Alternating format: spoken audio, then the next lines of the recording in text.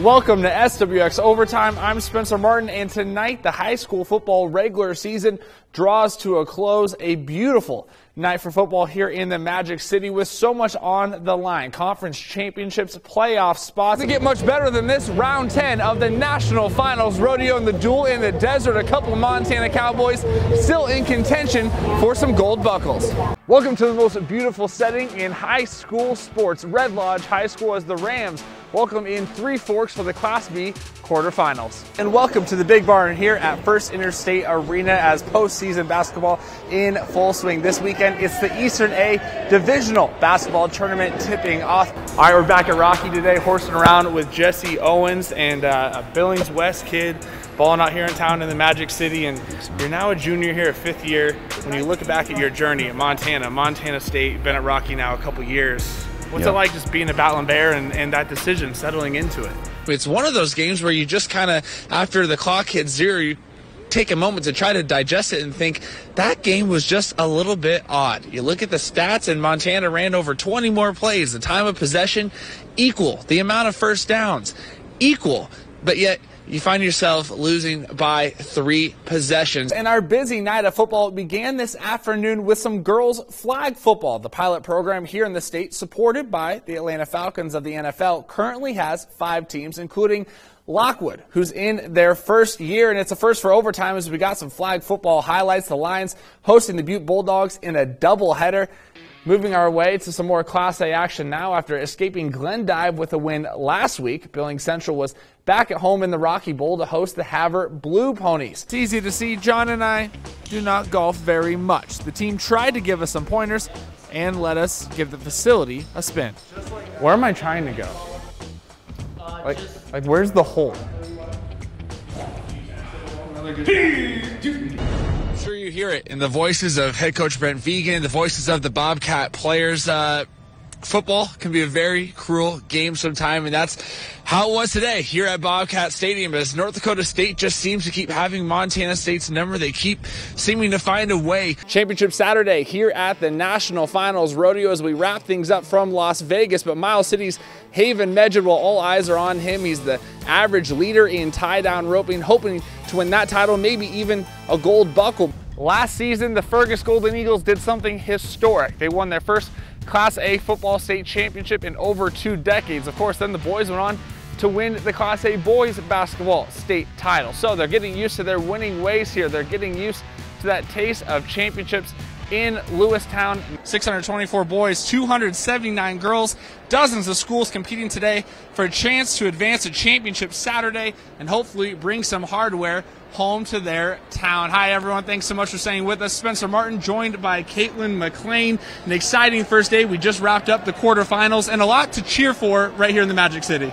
All right, welcome back to Metro Park, joined by Browning's Dakota Lewis, the story of the year last year. You kind of blew the roof off this building when you went 3 for 3, won your first Unleash the Beast Tour event.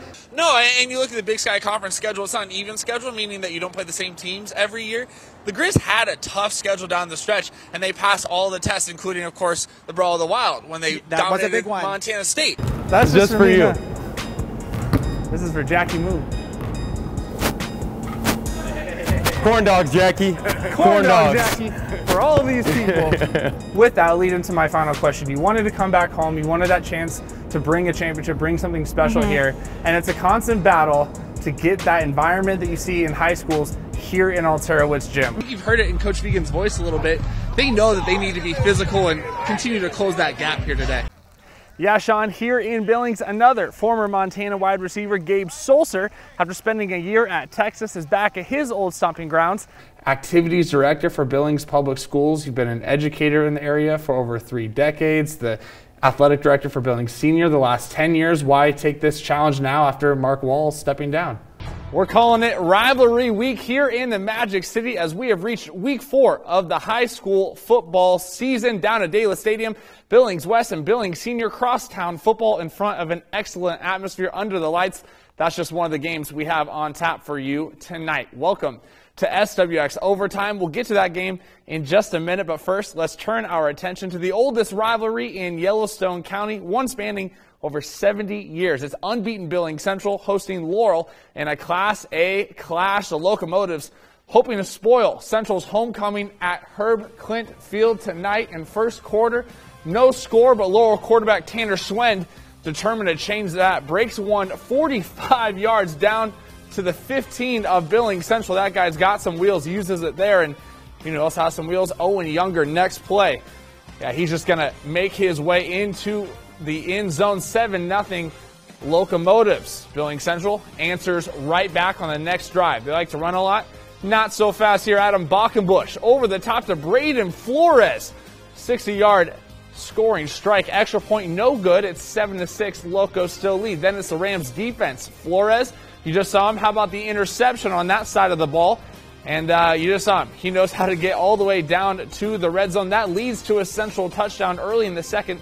13-7 Rams. Later in the second, Billings Central again. Duncan Nichols finishes off a drive with a 5-yard touchdown run. It's 20-7. Things looking good for the Rams.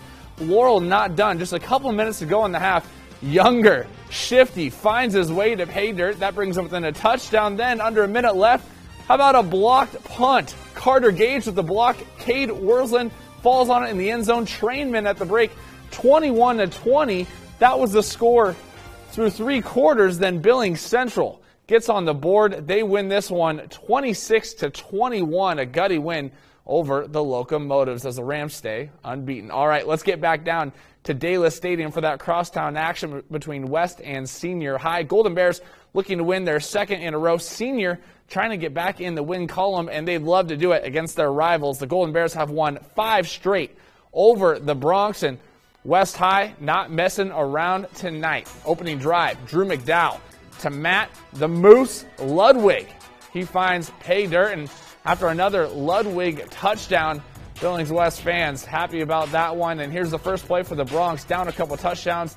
Ball goes up in the air. Connor Stanton gets the pick. Bears ball again in the red zone. So here's McDowell in good field position, and Malachi Clonch in a sea of black jerseys paves the way for Clonch. It's 21-0 West High after the first quarter. Bears looking for more in the second. This time they're denied. Big play by Zacchaeus Bergen. Picking off McDowell. Stops the bleeding for Senior. Gives his fans something to cheer about. But still, West is just hanging out there. Up 31-0 at the break. And I told you, remember the name Moose Ludwig? Here's why. McDowell to the big fella. Bulldozes his way through Bronx after Bronx to pay dirt. Hey, a lot to celebrate for the West High faithful tonight. They roll Senior High 51-7. One of the top teams in the state, the unbeaten Red Lodge Rams. State title aspirations for those guys, and that little guy, best spot in the house. He goes, second half is underway, and the Rams pound it in the paint. Thomas Buchanan off the glass, 12 points for him tonight. Rams up by 5. Then here come the Panthers, and more specifically, Mason Tilsey just hops and skips to the lane, plus the foul, and Park City goes on a run here in transition. Tilsey hits the corner 3. He had 11 points in the third, a game-high 18 overall. The Panthers faithful loving it. They're up 3 entering the fourth quarter. Here's Red Lodge. They like to rebound and run, and whew, that's a heck of a pass from Walker Bose to Owen Reynolds, and one. They were in business. But where some balls didn't bounce Red Lodge's way, really close around the cup tonight, they did for Park City. Fourth quarter tied at 46. Yeah, that drops in for Gage Witt from the top of the key.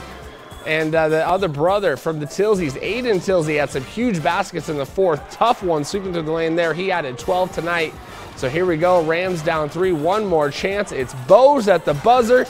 Comes up short. Panthers hold off Red Lodge to hand the Rams their first loss of the year, 57-54. That crowd got fired up about the call right here. Bases loaded for the Raptors. 1 out. Short infield pop-up. There's no infield fly call. Ponies let it drop smartly. They end up turning a double play on this here. The ump even motioned safe, not yelling infield fly. Well, the Raptors didn't like that. You see the little baby hop there, so they protest. The umpires meet, and they end up overturning the third out, essentially retroactively calling the infield fly rule. That was a popular face there. Mustangs were all fired up about it. Nobody can believe it. A walk later, then a bases clearing triple by Josh Broughton with 2 outs. Just like that, instead of 1-0 Mustangs, it's 4-1 Raptors.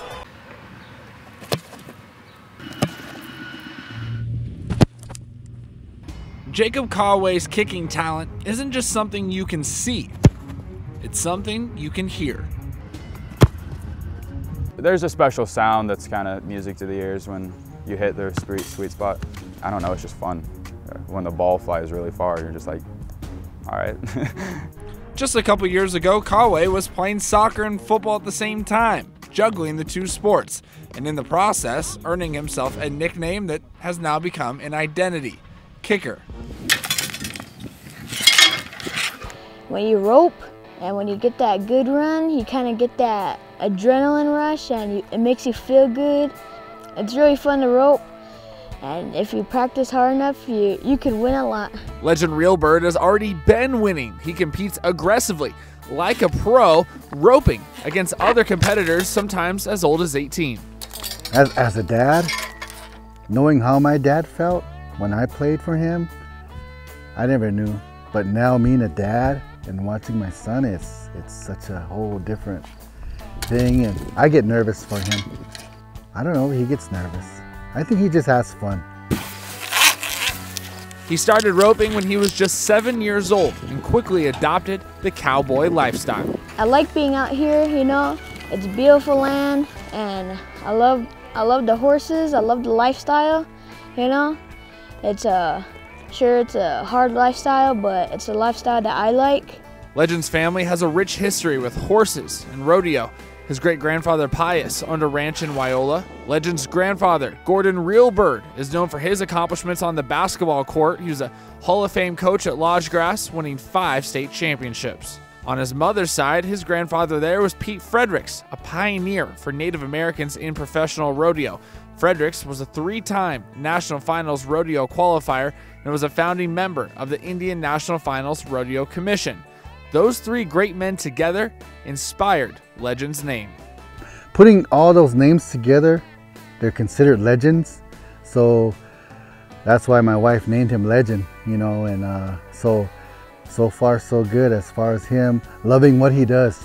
Legend has a chance to prove he's the top young heeler in the world when he competes in the Junior World Finals of Team Roping in Las Vegas. He will be one of the youngest competitors in the arena, competing with the 30 best ropers, 18 years old and younger. You know, especially native kid that comes up north and it's going over there. It's kind of cool. What's a word? Mind-blowing, or it's a surreal moment for us. I just figured we gotta practice. If it's up to him, a trip to the desert will become an annual tradition for years to come. I want to make it to the NFR 20 times, hopefully, win it about 10 times, be a world champion. Thanks for staying with us. Well, this Friday night, Billings West football will play Helena Capital in the quarterfinals, making it 10 straight seasons the Golden Bears have been one of the final 8 teams in the postseason. Maybe it's a coincidence, maybe it's not. Will Moody has been there with the team every step of the way as well for the last 10 years, showing everyone on the field what it means to be a Golden Bear. I started helping out with Westside in 2013, and I haven't stopped, and I love the sport, and I get to meet new friends and have fun. Will Moody, sometimes also known as Mud Pup, a graduate of Billings West, has gone from Golden Bears superfan to an assistant coach on the West High roster. Coach Moody is another very important piece of our entire program. When he's out on the field, we treat him just as a coach. He kind of helps us in whatever capacity. He's a gopher. Anything that he's done, he's more than happy to get after it for us. Will takes his job seriously. It doesn't matter if it's rain or sunshine. He attends every practice he can and fulfills his multiple job duties. Pretty seriously, like, this is my second job. I don't get paid, but I love it. Get the balls to the field, pump up the balls if they're flat, get the crowd pump up, get them loud, and try to win games. Honestly, it brings a little bit of passion to the game of football, like somebody who just cares so much about the game, and he's always trying to work his hardest out there. Donning either the number 64 or 88 jersey, 88 Dominique. You can find Will on Friday nights at Dallas Stadium working diligently as the team's ball boy as well, rushing from the middle of the field to the sideline, always giving his all and bringing that spirit the team sometimes needs on the sideline.